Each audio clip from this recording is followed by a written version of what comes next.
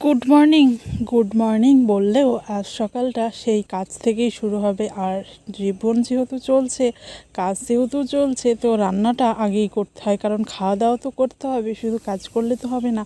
তো এই যে দেখো সমস্ত আনাজপত্র রেডি করেছি সেই 4টেই উঠে। দেখতেই পাচ্ছ ওই যে দাঁড়াও, কাচের ওই দিকটা দেখতে পাবে এখনও অন্ধকার রয়েছে। ভোর 4টেই উঠে আনাজপত্র কেটে রান্না কেন বসিয়েছি ভাবছো তো?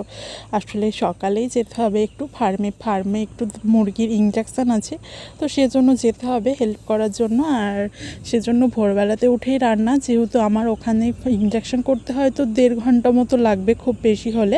আর 8টার দিকে শুরু হবে।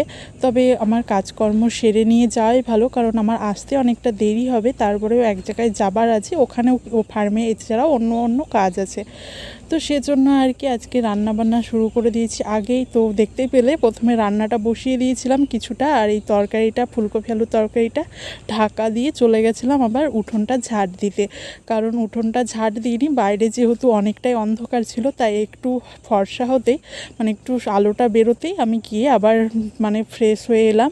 কারণ বাইরের বাসি কাজ করে তো আর রান্নায় বসা যায় না। তো আবার ফ্রেশ হয়ে নিলাম, কি করব। তারপরে এই যে দেখো এদিকে আবার রান্নাটা হয়ে গেছে প্রায়, আর চাটনিটা করে নেব তাহলেই হয়ে যাবে। তো তারপর আর কোনো শ্যুট করা হয়নি, খাবার দাবার নিয়ে চলে এসেছি একবারে ফার্মে। কারণ বাড়িতে খাওয়ারও টাইম হয়নি, আর খুব তাড়াতাড়ি এই ভোরবেলা 4টে থেকে শুরু করেছি, এক দণ্ডে মনে হচ্ছে যেন 8টা বেজে গেল।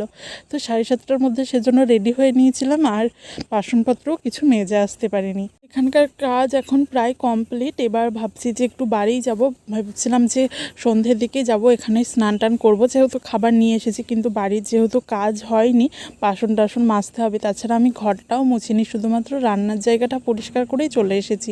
তো তারপরে এক জায়গায় যেতে হবে, তো রেডি তো হতেই হবে একবার এখানে থাকলেও। তো সেজন্য রেডি হয়ে যখন এক জায়গায় গেছিলাম একটা দোকানে আর কি, তো সেখান থেকে একদম ওকে বলেছিলাম বাড়িতে আমাকে নামিয়ে দিবে চলো। তো ও এখানেই স্নান করে নিল, তো আমিও ততক্ষণে রেডি হয়ে নিলাম। দিয়ে এবার ও আমাকে রাখতে যাবে, রেখে ওকে আবার আসতে হবে। কারণ আমার নাই কাজকর্ম হয়ে গেছে, ওর তো আর কাজকর্ম শেষ হয়নি। এখনও জল দিতে হবে, কয়লা ধরাতে হবে সন্ধেবেলায়। তারপরে ও হয়তো খাবার খেতে যাবে, খাওয়া দাওয়া করে আবার চলে আসবে ফার্মে।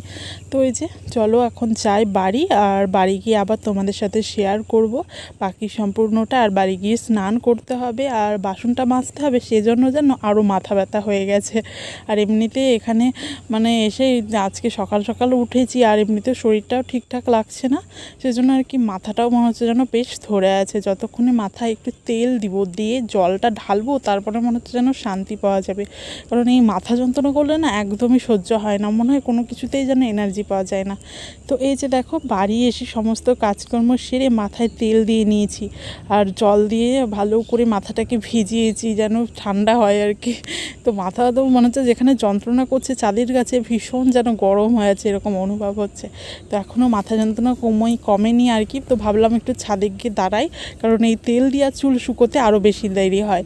তো রোদ যেহেতু আছে, একটু দাঁড়িয়ে জামা কাপড়গুলো শুকিয়ে যাবে, চুলটা শুকিয়ে যাবে, নিচে এসে একটু রেস্ট করব, তারপরে রাত্রে রান্না করব।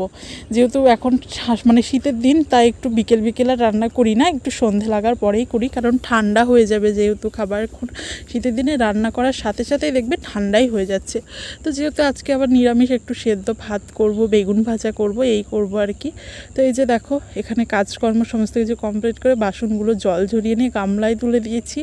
আর এমনিতে রান্নার জায়গাটা পরিষ্কারই করে নিয়েছিলাম, কিন্তু ঘর বারান্দাটা বাসি পড়েছিল আর কি, ঝাড় দেওয়া ছিল কিন্তু মোছার হয়েছিল না।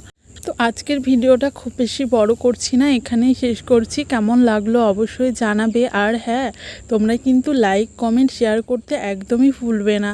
আর তোমাদের কমেন্ট পড়তে আমার খুব ভালো